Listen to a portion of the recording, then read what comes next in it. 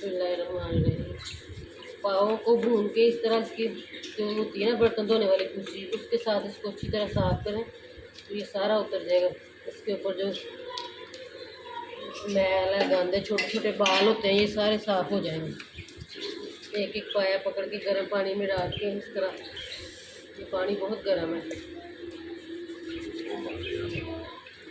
ये देखो इसका कवर साफ़ हो रहा है। इस तरह सबको साफ़ करते जाना है।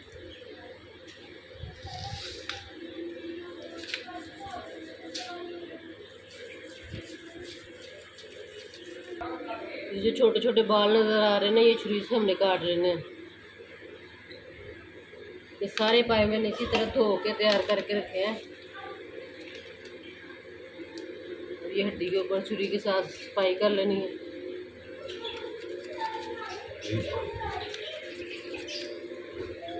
अब ये पकाने के लिए तैयार है। अब इसको हमने कसाई के पास लेके जाएंगे, वो इसको बना के देगा।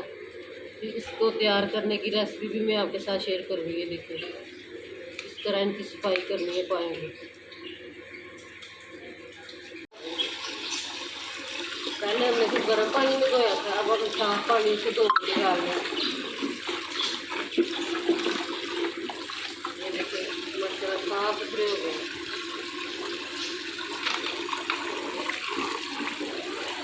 2-3 दफ़ा मैंने इसको साफ पानी से निकाला है। अब ये पकने के लिए तैयार है।